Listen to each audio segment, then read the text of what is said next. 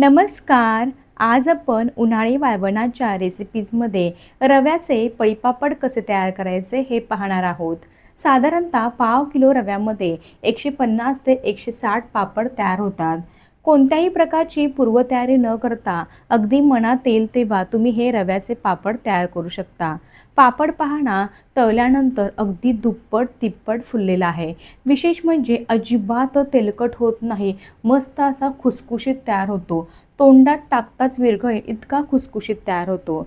आता हे पापड तयार करण्यासाठी तुम्हाला कोणतीही मदत घ्यावी लागणार नाही इतरांची. अगदी एकटी महिलासुद्धा एकाच वेळी 2-2, 3-3 किलोचे डब्बा भरून पापड तयार करू शकते. इतके हे बनवायला सोपे आहेत.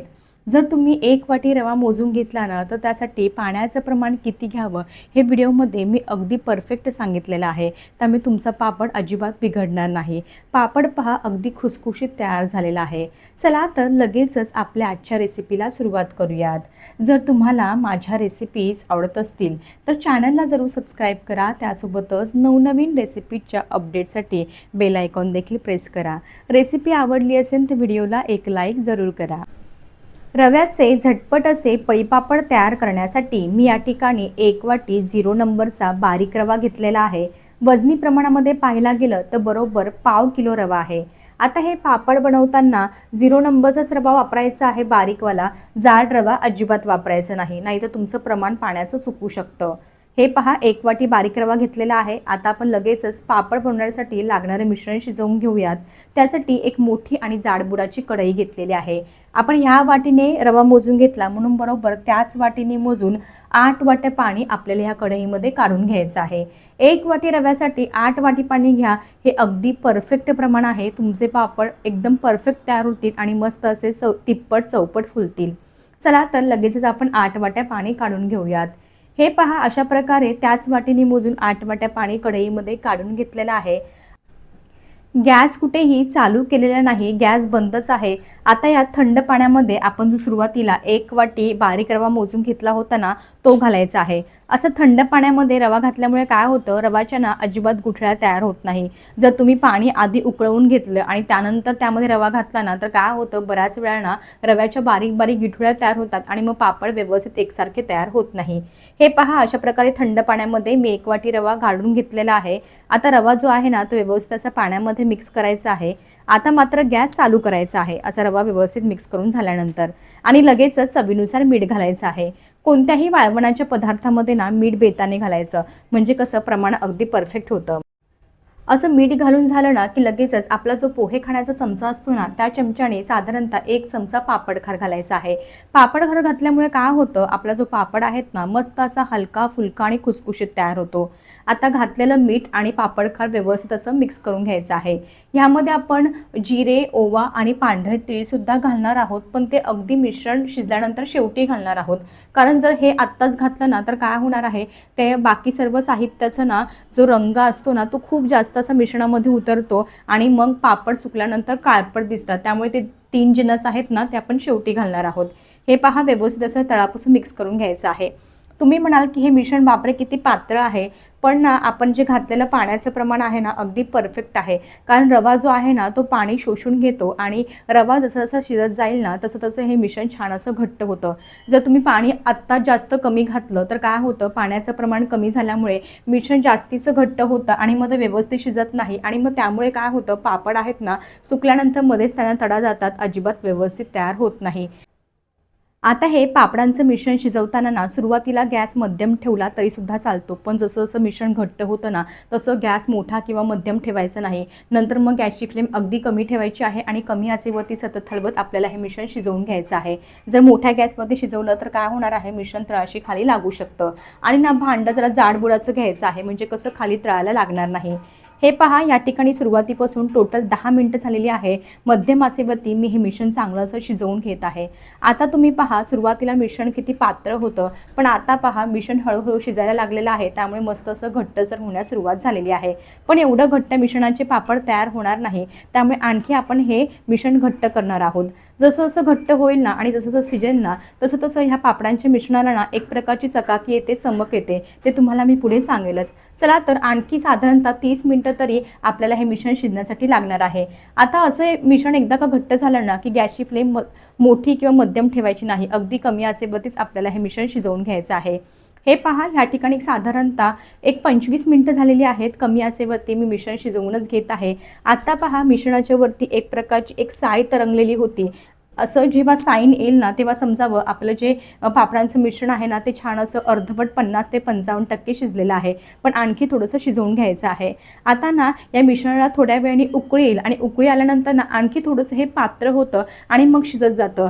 त्यामुळे काय होतं, पापड जो आहे ना तो अगदी परफेक्ट तयार होणार आहे, ते तुम्हाला पुढे समजेलच। आता पहा, जास्तीचं घट्ट झालेलं आहे, पण उकळी आल्यानंतर ना आणखी थोडंसं पातळ होतं आणि नंतर हळूहळू घट्ट व्हायला सुरुवात होतं। या ठिकाणी सुरुवातीपासून टोटल 40 मिनिटं झालेली आहेत। अगदी कमी ते मध्यम आचेवरती सुरुवातीपासून सतत हलवत मी हे मिश्रण शिजवूनच घेत आहे। सुरुवातीची 5 मिनिटं मध्यम गॅसवरती हे मिश्रण शिजवून घेतलं, त्यानंतर अगदी कमी गॅसवरतीच मी मिश्रण सुरुवातीपासून शिजवून घेतलेलं आहे, म्हणजे कसं तळाला लागत नाही आणि अगदी परफेक्ट असं मिश्रण शिजलं जातं। आता तुम्ही या ठिकाणी पाहू शकता, मिश्रणाला ना मस्त अशी उकळी यायला सुरुवात झालेली आहे आणि मिश्रण बऱ्यापैकी घट्ट झालेलं आहे। आणखी आपण एक 5 मिनिटं तरी हे मिश्रण शिजवून घेणार आहे। तुम्ही या ठिकाणी थिकनेस पाहू शकता, अगदी परफेक्ट आहे। थोडंसं आपल्याला आणखी घट्ट करून घ्यायचं आहे, पण जास्तीचं घट्ट सुद्धा करायचं नाही, नाहीतर काय होतं, थंड झाल्यानंतर रवा असल्यामुळे ते मिश्रण आणखी घट्ट होऊ लागतं। चला तर आणखी फक्त 5 मिनिटं कमी आचेवरती हे शिजवून घेऊयात। आता या ठिकाणी आणखी 5 ते 10 मिनिटं झालेली आहे। असे सुरुवातीपासून टोटल 45 ते 50 मिनिटं झालेली आहेत। कमी ते मध्यम आचेवरती मी हे रवा पापडचं मिश्रण शिजवूनच घेत आहे। आता पहा, छान अशी मस्त अशी उकळी आलेली आहे आणि मिश्रणाला ना छान अशी ग्लेज आलेली आहे, चकाकी आलेली आहे आणि थिकनेस पहा, कन्सिस्टन्सी पहा, अगदी परफेक्ट आहे। यापेक्षा जास्तीचं घट्ट करायचं नाही, नाहीतर काय होतं, ते जे मिश्रण असतं ना पापडांचं ते प्रमाणापेक्षा घट्ट होतं आणि मग त्याचे व्यवस्थित पापड घालता येत नाही आणि ना जास्तीची जाड होतात। त्यामुळे अगदी एवढीच कन्सिस्टन्सी असताना आपल्याला गॅस बंद करायचा आहे आणि गॅस बंद केल्यानंतर हे मिश्रण ना साधारणतः आपल्याला एक 5 ते 10 मिनिटं थंड होऊ द्यायचं आहे। त्यानंतर आपण ह्याचे पापड घालणार आहोत, पण अगदीच थंड होऊ द्यायचं नाही। मिश्रण मध्यम गरम असताना लगेचच ह्याचे पळीपापड घालून घ्यायचे आहे। आता गॅस बंद केला आणि मिश्रण शिजलं ना की लगेचच यामध्ये आपल्याला जिरे, ओवा आणि पांढरे तीळ घालायचं आहे। जिरं, ओवा प्रत्येकी 2-2 चमचे घेतलेला आहे आणि पांढरे तीळ 4 चमचे घेतलेला आहे। आता या साहित्याचं प्रमाण आहे ना तुम्ही तुमच्या आवडीनुसार कमी जास्त करू शकता, किंवा तुम्हाला हे घालायचं नसेल तर नाही घातलं तरी सुद्धा चालेल। फक्त मीठ आणि पापडखार घालून सुद्धा तुम्ही हे पापड तयार करू शकता, जर तुम्हाला अगदी पांढरे शुभ्र पापड हवे असतील तर। हे पहा, या ठिकाणी मी गॅस बंद केलेला आहे, मिश्रण छान असं शिजलेलं आहे। त्यानंतर आपण हे जिरं, ओवा आणि पांढरे तीळ ॲड केलेले आहे। अगदी व्यवस्थित असं मिक्स करून घ्यायचं आहे। तुम्ही आता या ठिकाणी ह्या मिश्रणाचा रंग पाहून घ्या। मिश्रण ना थोडंसं 5-10 मिनिटं थंड झाल्यानंतर छान असं पिवळसर दिसणार आहे, कारण जिरं, ओवा आणि तिळाचा ना जो रंग आहे ह्या मिश्रणामध्ये उतरणार आहे। आता तुम्ही या ठिकाणी कन्सिस्टन्सी पाहून घ्या। थोडंसं जरी पातळ वाटत असेल ना तरी थंड झाल्यानंतर ते थोडंसं घट्ट व्हायला सुरुवात होते। चला तर एक 5 ते 7 मिनिटं आपण हे थंड होऊ देऊयात। साधारणतः एक 5 मिनिटं मिश्रण थंड होऊ दिलं। थंड झाल्यानंतर मिश्रणाचा रंग पहा, हलकासा पिवळसर झालेला आहे आणि मिश्रण थंड झाल्यामुळे आणखी थोडंफार घट्ट झालेलं आहे। पण आता या मिश्रणाची कन्सिस्टन्सी पहा, अगदी परफेक्ट आहे। पळीपापड घालण्यासाठी कन्सिस्टन्सी अगदी अशीच हवी आहे, जास्तचं घट्टसुद्धा नको। आता ना यावरती झाकण ठेवायचं आहे आणि लागेल तसं थोडं थोडं मिश्रण एका छोट्या भांड्यामध्ये घालायचं आहे आणि पापड घालायला सुरुवात करायची आहे, म्हणजे कसं उरलेलं मिश्रणसुद्धा जास्तीचं थंड होणार नाही।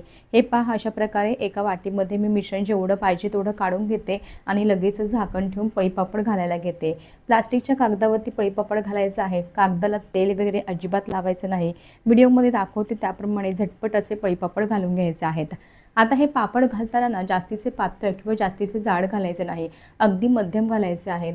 जर तुम्ही अगदी जास्तीचे पातळ घातले ना तर काय होणार आहे, ते पापड सुकल्यानंतर आणखी पातळ होतात आणि मग काय होतं, ते तळायला गेलं ना लगेच पटकन असे करपल्यासारखे वाटतात, जळले जातात। त्यामुळे मध्यम जाडीचे हे पळीपापड घालून घ्यायचे आहेत। हे पळीपापड बनवायला फार सोपे आहेत, अगदी झटपट तयार होतात। प्रमाण फक्त लक्षात ठेवायचं, 1 वाटी रव्यासाठी त्याच वाटीने मोजून बरोबर 8 वाट्या पाणी घ्या आणि अगदी परफेक्ट असं शिजवायचं आहे। जास्त मोठा गॅस नाही, जास्त मध्यम गॅस नाही। सुरुवातीला 5 मिनिटं मध्यम गॅसवरती शिजवा, त्यानंतर अगदी कमी गॅसवरती सतत हलवत चांगलं असं शिजवून घ्यायचं, म्हणजे कसं पापड अगदी परफेक्ट तयार होतात।